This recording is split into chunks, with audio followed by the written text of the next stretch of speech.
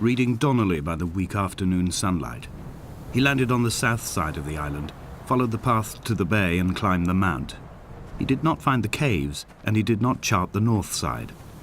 I think this is why his understanding of the island is flawed, incomplete. He stood on the mount and only wondered momentarily how to descend. But then, he didn't have my reasons.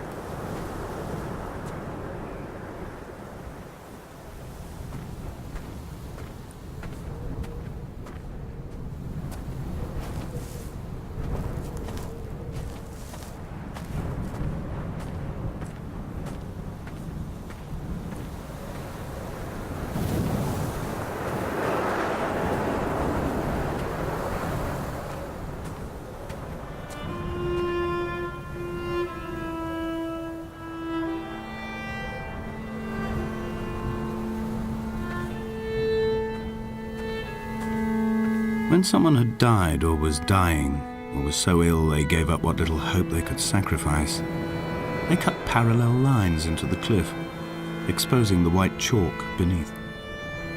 You could see them from the mainland or the fishing boats, and know to send aid or impose a cordon of protection, and wait a generation until whatever pestilence stalked the cliff paths died along with its hosts. My lines are just for this: to keep any would-be rescuers at bay. The infection is not simply of the flesh.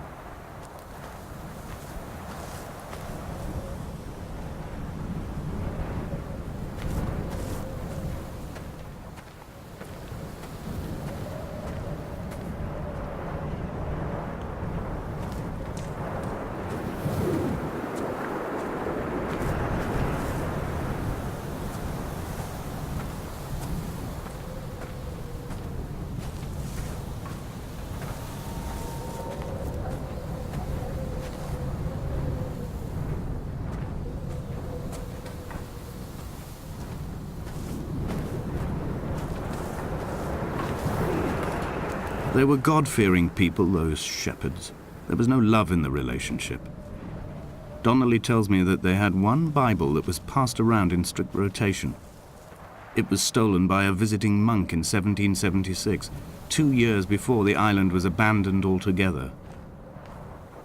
In the interim, I wonder, did they assign chapter and verse to the stones and grasses, marking the geography with a superimposed significance that they could actually walk the Bible and inhabit its contradictions?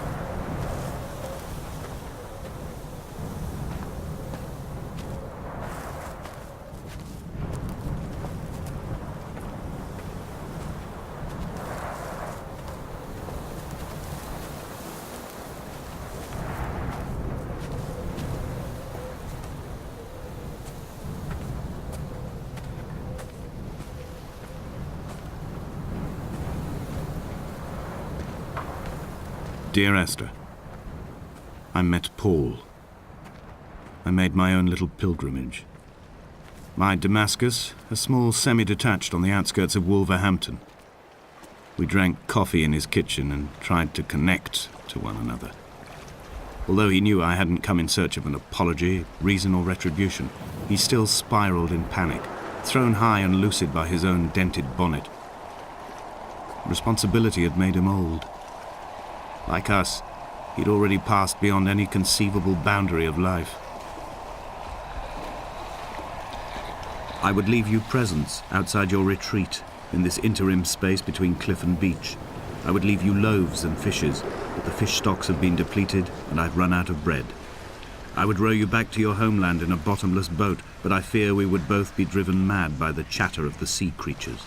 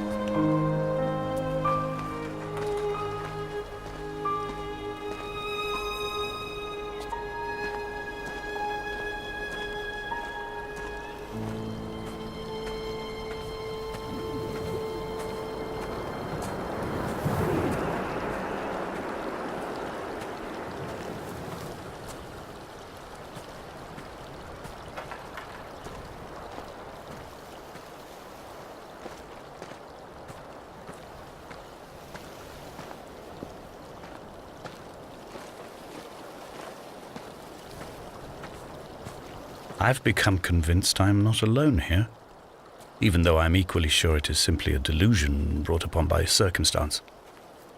I do not, for instance, remember where I found the candles, or why I took it upon myself to light such a strange pathway. Perhaps it is only for those who are bound to follow.